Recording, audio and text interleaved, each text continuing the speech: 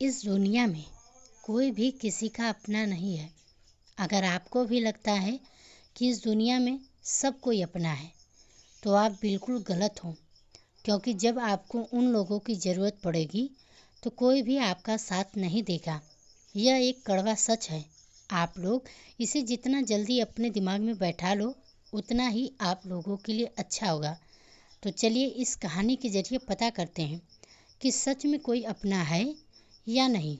आप लोग इस कहानी में हमारे साथ अंत तक बने रहिएगा, क्योंकि आधा अधूरा ज्ञान विष के समान होता है।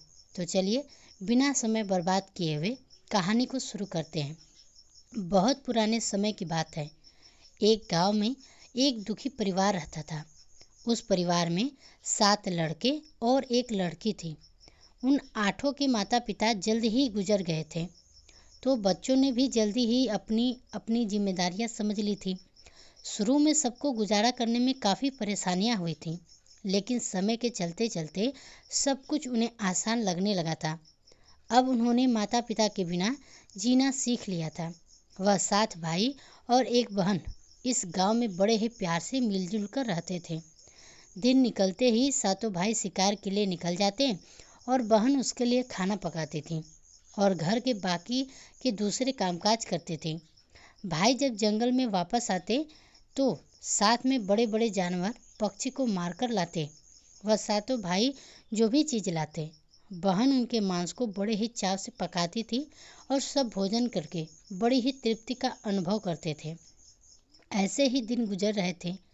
एक दिन की बात है, सातों भाई जंगल में शिकार करने के लिए गए थे। शाम होने वाली थी। बहन सबके लिए खाना बना रही थी। जब वह सब्जी बनाने के लिए उस सब्जी को काट रही थी, तभी चाकू की तेज धार उसके एक अंगुली कट गई। अब उस कटी हुई अंगुली से खून की धारा बहने लगी। अब बहन ने सोचा, यदि मेरे भाइयों ने मेरी कटी हुई अंगुली देखी तो मेरे बड़े भाई बड़ी दुखी हो जाएंगे। इसलिए उसने यह सोचा कि अपने भाइयों को यह बात नहीं बतानी चाहिए और उनसे छिपा कर रखना चाहिए। उसने बहते हुए खून को अपनी ओढ़नी से पोंछना चाहा, किंतु उसने सोचा कि उसके भाई उसकी ओढ़नी में लगे हुए खून के धब्बों को देखेंगे तो मुझसे पूछेंगे। फिर उसने सोचा कि चलो दीवार पर पोंछ देते हैं। लेकिन फिर उसने सोचा कि दीवार पर खून को पोंछना ठीक नहीं रहेगा। उसने सोचा, अगर मेरे भाइयों ने देख लिया कि दीवार पर खून पोंछा हुआ है तो वह मुझसे अवश्य पूछेंगे और फिर मुझे बताना पड़ेगा। और वह फिर से परेशान हो गई। फिर बहन बेचैन होकर इधर उधर घूमने लगी, लेकिन उसे कोई ऐसी जगह नहीं मिली जहां उसका बहता हुआ खून उसके भाइयों की नज़र से बच सके। इसलिए उसे कोई उपाय न मिलने पर उसने उसी सब्जी में जो खाने के लिए बना रही थी, उसी में अपना खून जो था उसे पोंछ दिया। शाम को जब सातों भाइयां जंगल से वापस आए तो बहन ने भाइयों के लिए खाना परोसा। आज सातों भाइयों को सब्जी बहुत ही स्वादिष्ट लगी। सातों भाई अपनी अपनी उंगलियां चाटते रह गए और अपनी बहन की पाक कला की तारीफ करने लगे। अपनी तारीफ सुनकर बहन भी बहुत खुश हुई। सातों भाई दिन भर के काम करने के कारण थके हुए थे, इसलिए सातों भाई उस दिन जल्द ही सो गए। अगली सुबह रोज की तरह वह सातों भाई जंगल को चले गए। जब वह थोड़ी दूर चले तो उन्हें प्यास लगी।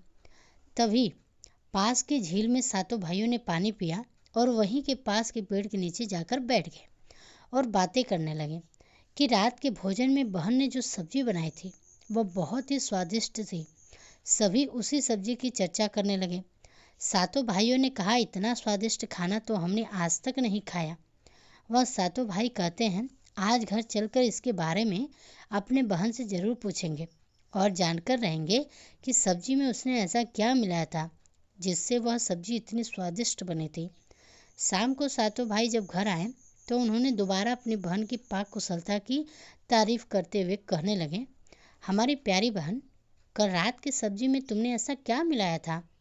तब बहन बताना तो नहीं चाहती थी, क्योंकि वह सोच रही थी कि अगर उसके भाइयों को पता चला कि उसकी उंगली कट गई है तो मेरे सारे भाई दुखी हो जाएंगे। इसलिए उसने कहा कि कुछ नहीं बड़े भैया, सब जो रोज़ बनाती हूँ वही बनाया था।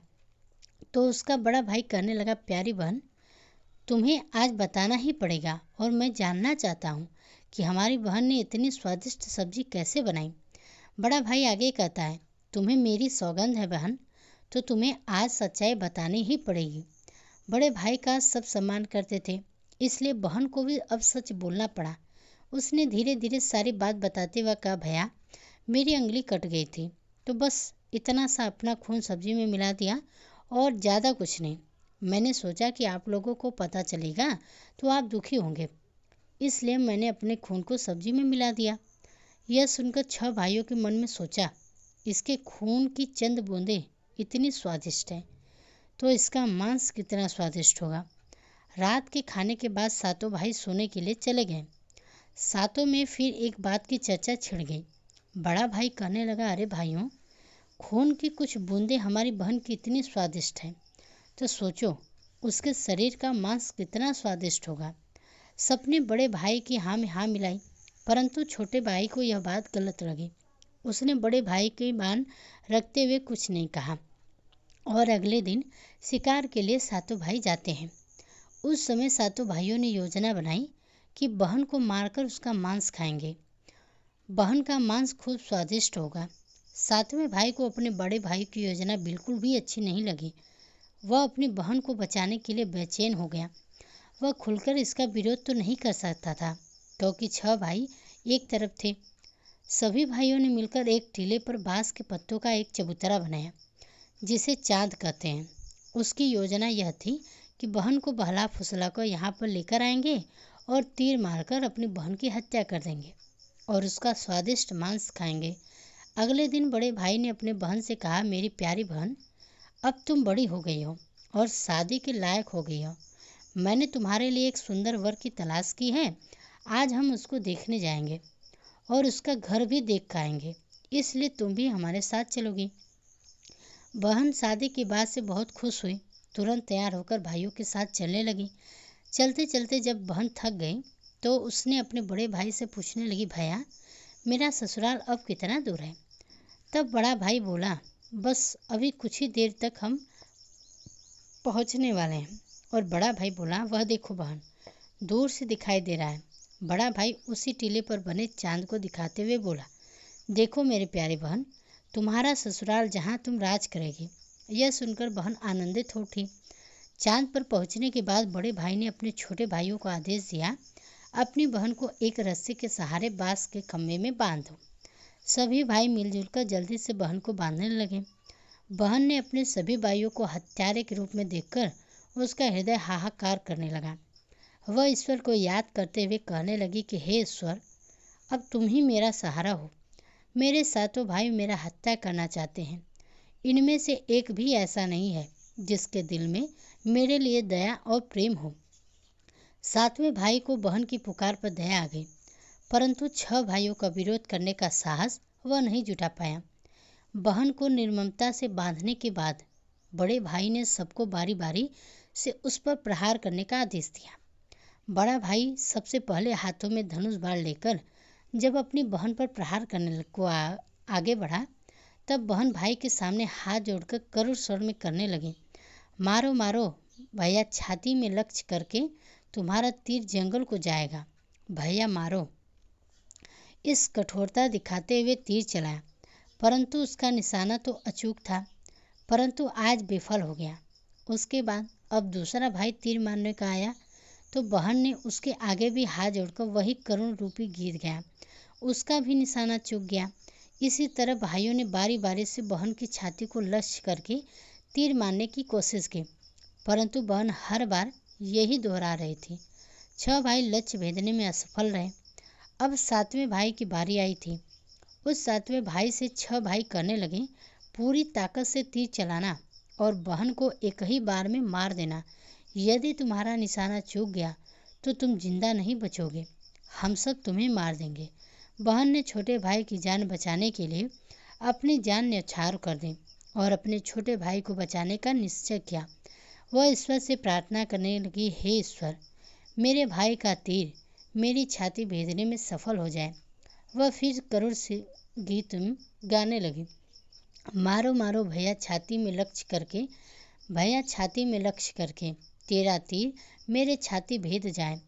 छोटे भाई ने तीर चलाया उसका तीर बहन के माथे पर जा लगा। वह दर्द से तड़प उठी। कुछ देर तड़पने के बाद उसके प्राण निकल गए। सातों ने मिलकर अपने बहन का मृतक शरीर नीचे उतारा। 6 भाइयों ने मिलकर बहन के शरीर को छोटे छोटे टुकड़ों में काट डाला। बड़े भाई ने 7वें भाई को जंगल से लकड़ी और पानी लाने का आदेश दिया। छोटा भाई पानी और लकड़ियों के साथ साथ कुछ मछली और केकड़े भी लेकर आया। वह अंदर ही अंदर बहुत ही दुखी था। उसके भाई बहन का मांस बड़े ही शौक से पका रहे थे। छोटा भाई बहन के मांस के साथ मछली और केकड़े भी पकाने को डाल दिए, जिससे कि उसने अपने खाने का जुगाड़ कर लिया। चावल और मांस तैयार हो गया। छोटे भाई ने पहले ही अपने बैठने के स्थान पर एक छोटा सा गड्ढा खोद दिया था। उसने अपनी बहन के मांस को चुपके से उस गड्ढे में डाल दिया और मछली और भात खाने लगा। बाकी 6 बहन की हड्डियों को चबाने लगे तो छोटा भाई केकड़ा चबाने लगा। जब सबने बहन के शरीर का स्वादिष्ट मांस खाकर अपना अपना पेट भर लिया तो बड़े भाई ने 7वें भाई से कहा कि झूठा साफ कर दो। तब छोटे भाई ने जो बहन की बची कुची हड्डियां और शरीर के अन्य भाग जैसे सर, नाखून, पंजे, इन सबको इकट्ठा करके एक गड्ढे में डाल दिया और ऊपर से मिट्टी से ढक दिया। कुछ समय बाद जहाँ पर बहन के मांस के टुकड़े डाले गए थे उस स्थान पर बांस का एक पौधा उग गया। धीरे धीरे वहाँ पर बांसों का झुंड बन गया। एक बार एक संत और उसी बांस के झुरमुट तले छुपकर मलक करने लगे। उसी समय आकाशवाणी हुई, संत दुर्गंध आ रही है, संत दुर्गंध आ रही है। बार बार आकाशवाणी सुनने के बाद संत ने झटपट उस स्थान को साफ कर दिया। उस संत ने झुरमुट में बसे एक बांस को काट लिया और अपने साथ ले गए। उस बांस को काटकर संत ने एक बहुत ही सुंदर बांसुरी बनाई और उसे बजाकर दिन भर लोगों के घर जाकर भिक्षा मांगने लगा और बदले में खूब सारा उपदेश देने लगे। एक दिन की बात है, संत भिक्षा मांगने के लिए उसी गांव में चले गए जहां पर उस बहन के 7 भाई रहते थे।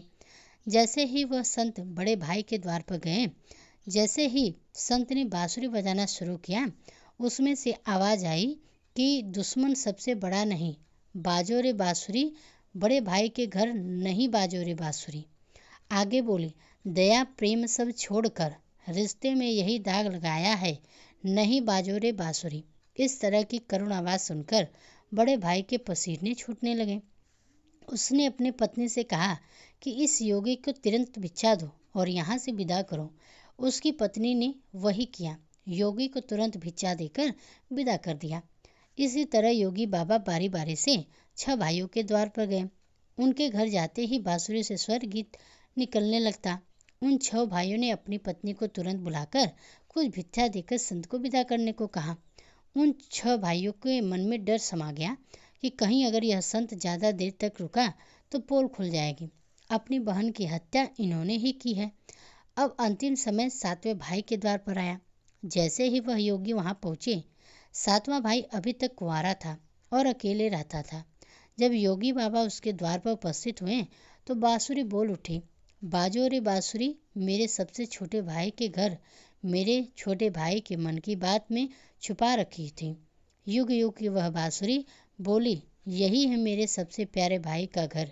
योगी की बांसुरी से इतने प्यारे और दिलचस्प गीत बजते सुनकर छोटे भाई ने उन्हें सम्मान के साथ अपने घर में बैठने के लिए स्थान दिया और जलपान से उनका स्वागत किया। उसके बाद छोटे भाई ने बांसुरी के विषय में चर्चा की। योगी ने जन्म की कहानी छोटे भाई को बताई कि कैसे उन्होंने बांस को काटकर बांसुरी बनाई है और कैसे आकाशवाणी हुई थी। छोटे भाई ने उस बांसुरी को योगी से मांगने की प्रार्थना की। योगी ने उस छोटे भाई को वह बांसुरी सौंप दी। योगी के चले जाने के बाद छोटे भाई ने बांसुरी को अपने बिस्तर के सिरहाने की तरफ साफ सुथरे स्थान पर धूप दीप जलाकर सम्मान के साथ रख दिया। कुछ दिनों के बाद छोटे भाई के घर में परिवर्तन दिखाई। जब वह काम से लौटकर आता तो साफ सुथरा घर होता। जब रोज यही बात दोहराने लगी तो छोटे भाई ने अपने भाभीयों से के घर जाकर पूछा, भाभियाँ, मेरी गैर हाजिरी में आप लोग मेरे घर की साफ सफाई करती हो क्या? सभी भाभीयों ने जवाब दिया, हमें अपने घर के कामकाज से फुर्सत नहीं है, तुम्हारा घर कैसे साफ करेंगे? छोटे भाई ने निश्चय किया कि आज वह छुपकर देखेगा कि उसका घर कौन साफ करके जाता है। इसलिए छोटा भाई आज काम पर नहीं गया और वह घर के एक कोने में छुप गया। घर सुनसान होते ही जहाँ पर बांसुरी स्थापित थी वहाँ से उसकी बहन की शक्ल की एक लड़की निकली और उसने घर का सारा काम किया, फिर उसी बांसुरी में समा गई। छोटे भाई ने यह सब देखा तो उसे अपनी आंखों पर विश्वास ही नहीं हुआ। फिर छोटे भाई ने यह बात अपनी बड़ी भाभी को बताई। बड़ी भाभी ने अपने छोटे देवर को समझाया कि जैसे ही लड़की बांसुरी से बाहर निकलेगी तुम उस बांसुरी को आग में जला देना और फिर उस पर तुलसी का जड़ छिड़क देना, फिर देखना क्या होता है। छोटे भाई ने बड़ी भाभी से कहे मुताबिक काम किया। उसने लड़की के निकलते ही बांसुरी को आग में डाल दिया और लकड़ी पर पवित्र तुलसी का जल छिड़काव कर दिया। तुलसी जल के स्पर्श से वह लड़की मानव रूप में आ गई। भाई ने देखा वह तो उसकी प्यारी बहन है। उसने अपनी बहन को गले से लगा लिया।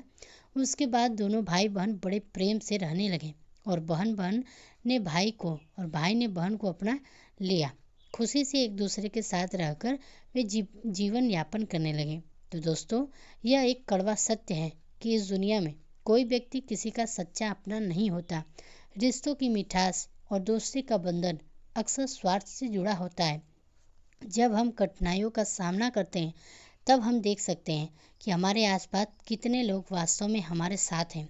बाहरी दुनिया में सब कुछ दिखावटी है। हर कोई अपने फायदे के लिए रिश्ते बनाता है। ऐसे में जब हमें समर्थन और सहारे की ज़रूरत होती है तो अक्सर हम अकेले रह जाते हैं। यह समझना जरूरी है कि असली अपनापन उस समय ही प्रकट होता है जब बिना किसी के स्वार्थ के कोई हमारी मदद करता है। यह सच को स्वीकार करने से हमें समय लग सकता है, लेकिन यही समझ हमें मजबूत बनाती है। जब हम यह जान लेते हैं कि असली मित्रता और अपनापन बिना शर्त के होते हैं, तब हम सच्चे रिश्तों की कद्र कर सकते हैं। इसलिए हमें अपने रिश्तों में सतर्क रहना चाहिए और उन लोगों को पहचानना चाहिए जो हमारे साथ सच्चे दिल से खड़े होते हैं। इस सच्चाई को अपनाकर हमें एक बेहतर इंसान बनाने में मदद कर सकते हैं। तो दोस्तों, आपने आज के इस कहानी से क्या सीखा? आप हमें कमेंट बॉक्स में कमेंट करके बता सकते हैं। अगर कहानी पसंद आई हो तो वीडियो को लाइक कीजिएगा। साथ ही इसी तरह की अन्य कहानियों को सुनने के लिए हमारे चैनल को सब्सक्राइब भी ज़रूर कीजिएगा।